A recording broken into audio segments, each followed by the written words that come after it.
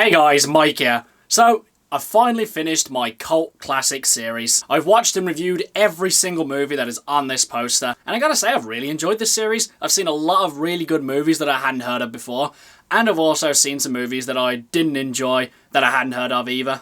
And this list acknowledges the movies that I really just didn't like. Now, this list isn't out of every single cult classic movie ever made. It is out of the 100 movies that I saw that were on this cult classic poster. So if you want to see a full list of all the movies that were in consideration, check the description below for the playlist. Now, when I say worst movies, I don't mean that these movies are completely irredeemable and they have no good qualities.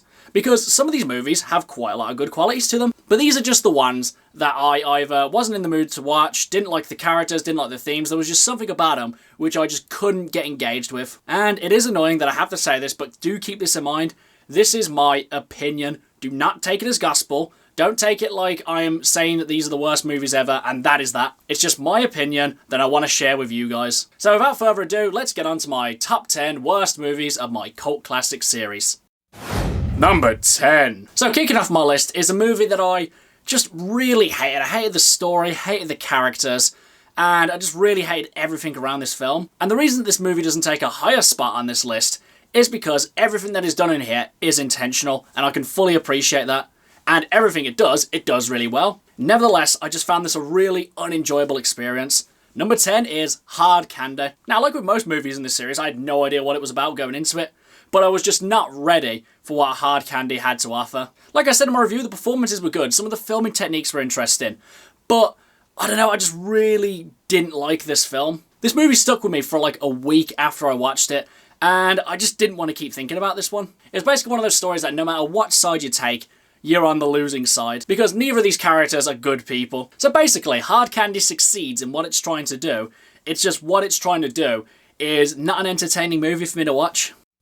Number 9. Now with some films, how dated it is a part of its charm. Whether it be an insane premise or silly characters, sometimes how bad a movie is lends into how good it is. But then you get some films that are just so bad, so insane, and just so ridiculously dated that it's hard to kind of just let yourself get sucked into them. And for me, a movie that I just really struggled to appreciate anything that it had to offer was Barbarella.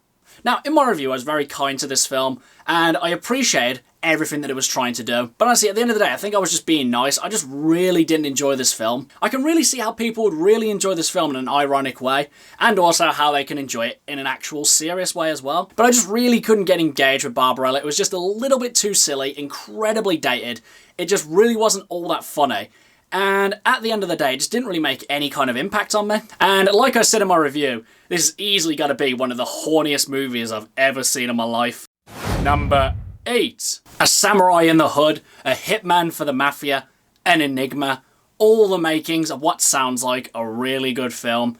But instead, we get Ghost Dog: The Way of the Samurai. Now, I gotta admit, guys, I was really interested to watch this one because it definitely had one of the more interesting names in the whole series. And at the start, it seemed like it was going in a really interesting direction. But unfortunately, it just really doesn't do anything with what it's got. It could have been a chance to show off what an amazing warrior he was, with some amazing gunshot skills or sword skills, but we don't get any of that. Because a lot of the times, his enemies are just of no consequence to him. He just breezes past them, and it just looks like he puts little effort into it. It kind of looks like that anyone could have done what this guy did. So you could argue, let's make it a character piece. But we don't get to find out enough about him to making him an engaging character. Literally, his one thing seems to be that he took up the samurai code because a guy saved his life. And there's another problem, we don't find out why he picked the samurai code. It could have been kind of any code of honor, but he picked the samurai code for reasons, I guess. I mean, I appreciate the reason he took up a code of honor, but still, there was just no reason as to why he picked the samurai code. Ghost Dog: The Way of the Samurai does a lot of other interesting things as well that it just does not follow through with. So basically, the character's a missed opportunity, the story's boring, the action's lackluster, if you can even call it that. And as a whole, just Ghost Dog: The Way of the Samurai just wasn't really that enjoyable. Number 7. Mad stunts, explosions, a post-apocalyptic world, all the makings of what sounds like a really interesting film, but instead you get Mad Max. Now, like I said in my review for Mad Max, I watched Mad Max Fury Road before watching the original one, and I can appreciate a lot of the things in Fury Road. The stunts, explosions, the driving, everything in that film is just incredible. But from a plot standpoint, it's just really not that interesting. It's basically just drive, turn left, drive, stop, turn back, drive again, the end. So basically I would say that Mad Max Fury Road is a technical masterpiece, not necessarily a cinematic masterpiece. So basically I knew going into Mad Max that the stunts and explosions and card tricks or whatever weren't going to be as amazing as Mad Max Fury Road. I was fully ready for that. But what I did get in that respect was really good. But I was hoping that the story was going to be something that was really going to suck me in and hold my attention and make me want to watch other movies in this series.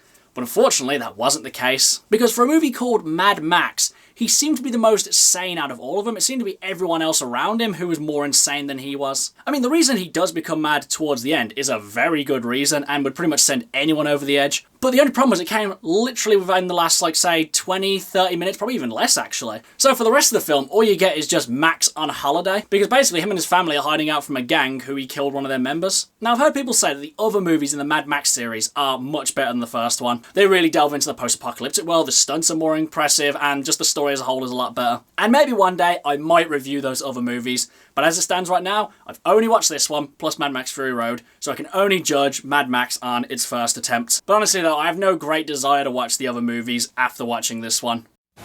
Number 6. Now, having your own interpretation on a film is very important. It allows audience members to kind of share their different experiences that they had when watching a film, and that is one of the great things of cinema. But when a movie relies solely on your interpretation, and it doesn't give you really a solid story in which to work off of, and like I said, it just relies on your own interpretation solely, that's when a movie starts to lose me. And that was definitely the case with Eraserhead. Now, I do believe that movies that rely solely on your own interpretation do have a place in cinema, because you can talk to one person who will tell you what they thought of the film and what they thought it was about, and then you talk to the person who's probably sitting right next to them, and they have a completely different idea about what it's about. And that is good, I do appreciate that, but for me, I prefer it when a film tells me its story and then leaves it open for an interpretation. Because honestly, if a film's solely relying on me for my imagination, why don't I just sit at home and just sit in my room and just think about whatever I want? What's the point of watching a story when I have to kind of do all the work for it? Because that's why we watch movies. We want to hear what a filmmaker has to say or what they don't want to say, what they think about a real world, what they think about a fictional world. And while I do think Eraserhead is competently made, it's got some great effects, and it's definitely really open to interpretation, and if I talked to probably 5 different people, I would get like different ideas about what it's about from them. But unfortunately, despite all of this, I just really didn't enjoy this film. I just thought it was long, boring, and just really unengaging. But again, I can fully appreciate why people would love this film, because despite not liking it, I do believe it has a lot to offer. Number 5. Star Wars. One of the great movie franchises of all time. Like all franchises, it's had some hits and it's had some misses, but nevertheless, we have George Lucas to thank for bringing this world to our screens. But before George Lucas came anywhere close to doing Star Wars, we had his first feature film, THX 1138, which was another film which I had no idea what it was about going into it. And like I said in my review, when I saw the title credits roll and I saw that George Lucas directed it, it got me quite excited to see what it had to offer. And while it did have a somewhat interesting concept, for me, it just didn't really do anything interesting with it. I get that the film's trying to go for this hopeless sense of dread, but unfortunately that just translates too much into your viewing experience as well. I mean, I've seen way more depressing films than this that make you feel a lot more optimistic watching it than this film. The characters are really boring, the story's mediocre. Some of the sets, while impressive, just don't really incite much imagination, and the whole film is just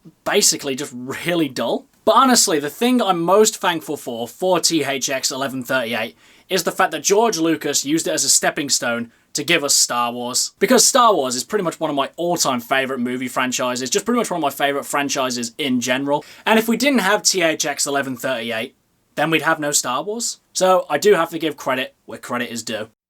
Number 4. Now, a documentary's main purpose is to give you more information on a topic that you're interested in, or to teach you about something which you had absolutely no idea about. But when your documentary is about surfing, yeah, that's when I'm going to kind of switch off. Honestly, this is one I really struggle to see why it made it onto this cult classic movies list. Because while I can acknowledge that this is a well-made movie, and if you are interested in surfing, I can see why that you would love this film. But really, something had to be left on the cutting room floor to put this documentary into this cult classic film series. And to be honest, it became quite unbearable to hear this guy just talk about all these surfing terminologies, like hanging 10 or catching the big wave and just traveling the world. Oh man, it just became really insufferable. Because to be honest, I am not interested in surfing in the slightest.